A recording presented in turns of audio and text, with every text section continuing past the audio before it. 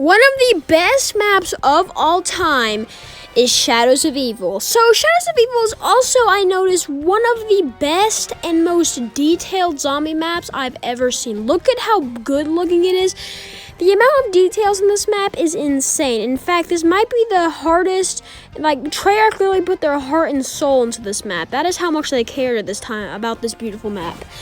So, why is it so deep? I mean, is it the most detailed zombies map? I mean, it's kind of a question that may not be answered because, I mean, it's kind of hard. But we'll get into that probably with the map layout. Let's go and hop into the map layout.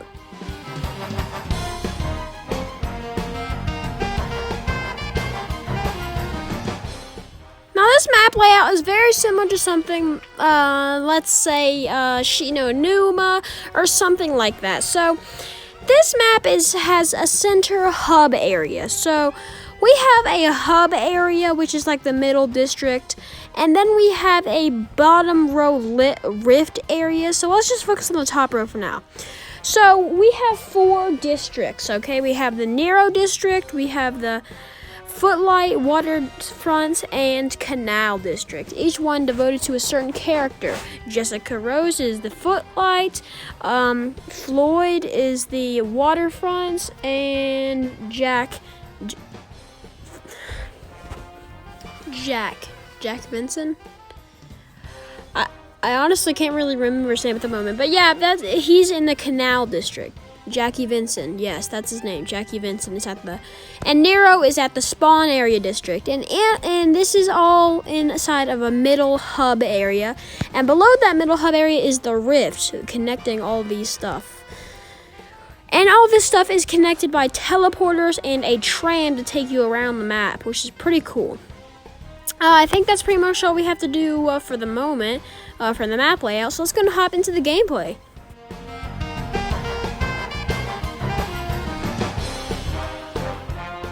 Now, before we talk about gameplay, I think it's important to mention the BO3 system, so I don't have to talk about this every single episode.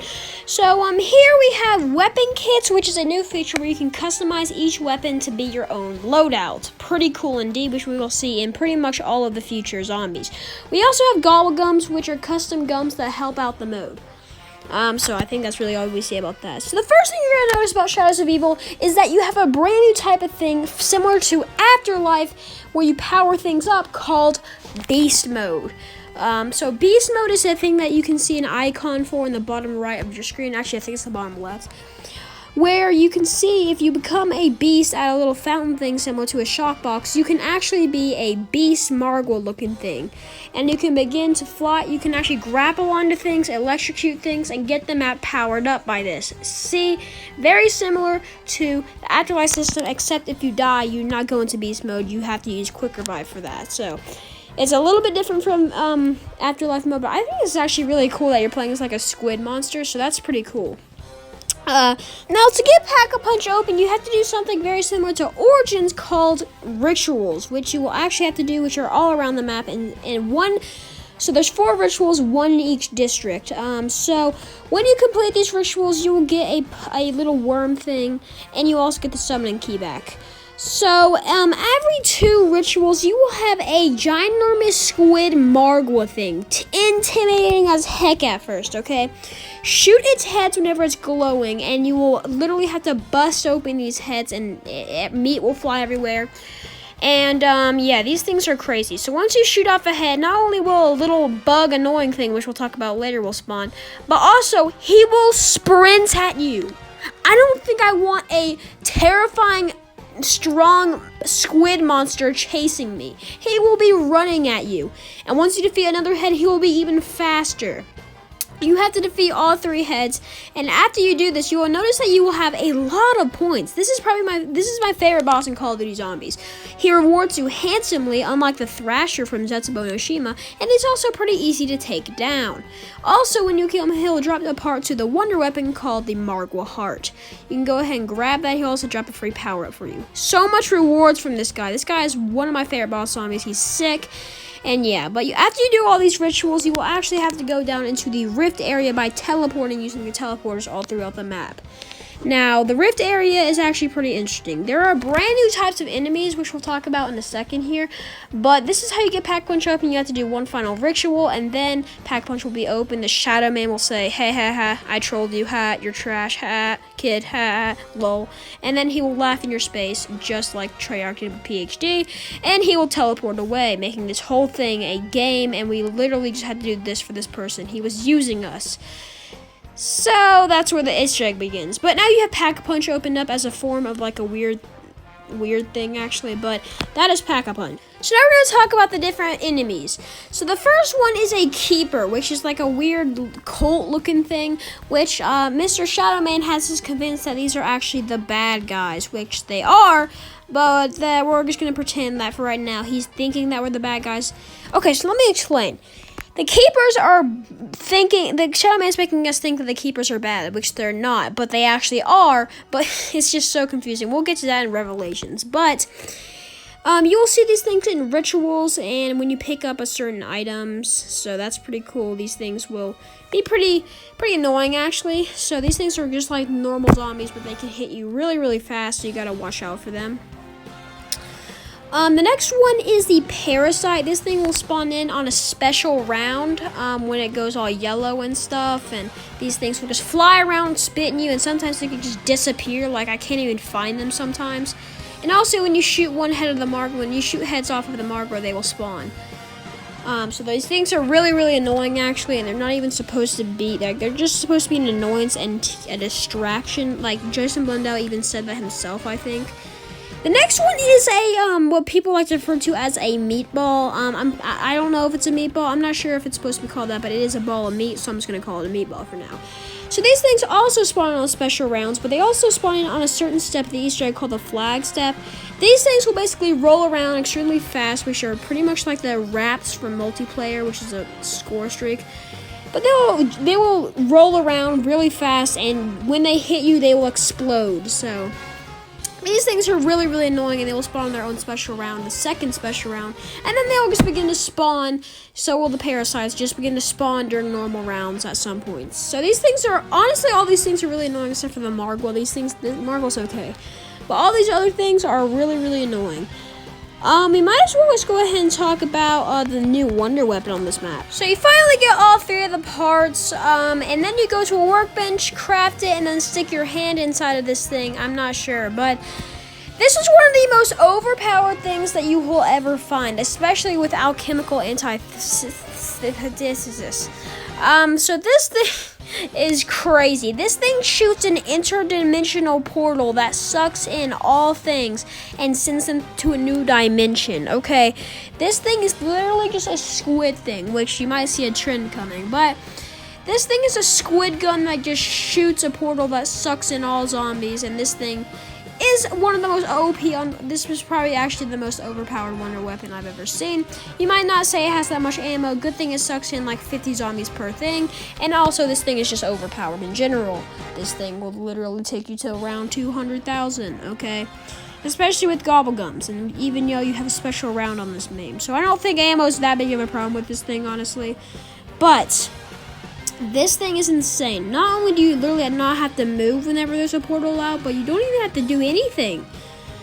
You can literally teabag the zombies if you would like to. This thing is not even that hard to craft. You just really have to wait for things to happen, honestly. You just have to wait for the green stuff to drop, and you have to wait until you can get a tentacle from the things.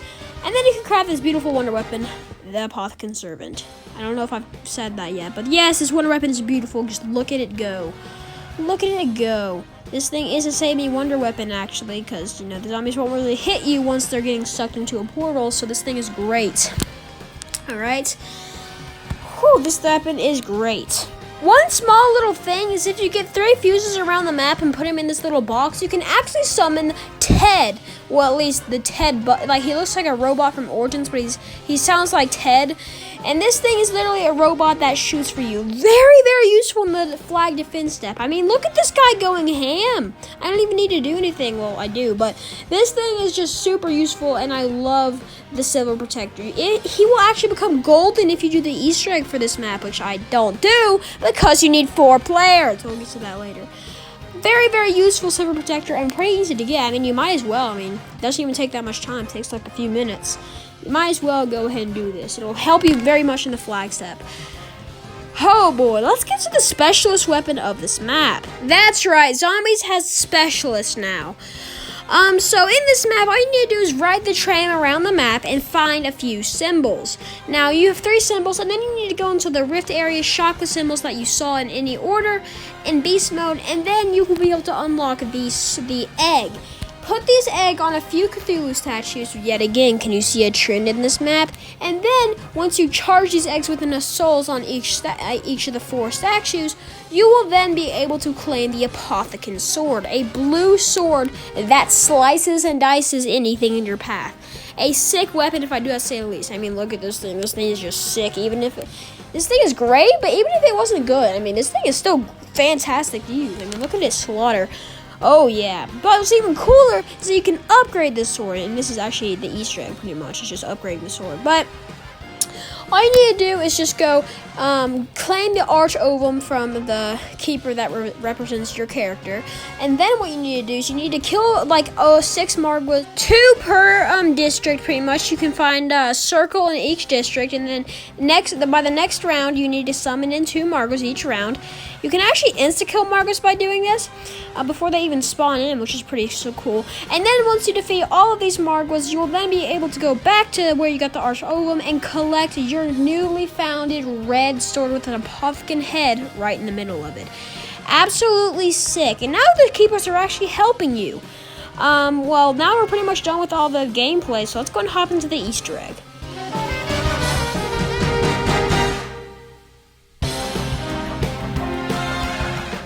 This map actually has several ties to the map Mob of the Dead, and we'll get into that in a second, just because I think I want to talk about the main Easter egg first. So, the main Easter egg is pretty simple. Just get the Apothicon Sword, the upgraded Apothicon Sword, then just interact with the book, and then you're going to do a really fun step, actually, which is hard at first, but if you get enough Silver Protector and maybe a shield and a shotgun, like maybe the KM44, KRM, and then you can just do the flag step. The flag step is pretty easy. You just gotta shoot the Shadow Man when he appears, because I mean, he doesn't do much. All he does is summon parasites, but you gotta watch out for the meatballs, and the Silver Protector will kill most of them, but you need to kill some too, because they might reach the flag, and if the flag gets damaged enough, it'll break and you have to redo this. But this flag step is actually a really fun step once you get to do all this stuff. And then once you're done doing the flag step for each of the districts, 2 flag per district, and then putting the flag down at each keeper, you will then be transported, and you will do the boss fight. The boss fight is literally the easiest thing ever. All you need to do is literally you can just get a death machine or do this with literally any weapon. And all you need to do is shoot the Shadow Man quick enough, and I actually kind of messed up here, but all I need to do is I just need to shoot the Shadow Man quick enough and interact with the table when he's above it, and congratulations, you will have done the ritual on the Shadow Man himself and trapped him in the summoning key. That's right, guys, you have trapped the Shadow Man inside the summoning key. GG, boys. Now, in co-op, what you would normally do is you would do another step, but that was, like, you can't complete this Easter egg solo, but that's, you just need to defeat the boss fight in solo. But in co-op, the ending cutscene is pretty much the keepers have the summoning key, and Richtofen comes out of a portal, grabs the summoning key, and leaves. Okay? That is it. Richtofen just steals the summoning key from the keepers and leaves. That is the cutscene. Yep. And, yeah. So that is pretty much the Easter egg. It's a pretty cool Easter egg in and of itself. But the Mob of the Dead ties. So not only do some of Jackie Vincent's quotes say something about some of the mobsters, like Albert Arlington, he says something about busting a weasel that almost blew himself up trying to rob a bank. There's also several ties between Finn O'Leary and Sal DeLuca. Many quotes about this, because this is where the mobsters actually were. Morgue cities like Chicago, pretty much it's a fictional city. Morgue City is fictional, but it's like a Chicago. Very, very cool. Mobsters actually got arrested here, and there's actually a Finn O'Leary paper inside the laundromat, which is a little Easter egg that'll give you a bonus 500 points. Very, very cool, and I think this is a sick. You can also see the plane fly above Morgue City when you get Pack-a-Punch, which is sick. I think that's going to end off our video for Shadows of Evil. This map is extremely detailed and extremely great. This is probably the most worked on map by a Treyarch. 10 out of 10 map, honestly. Great map, great boss, and I love this map. And I'll see you guys in the next episode. Peace.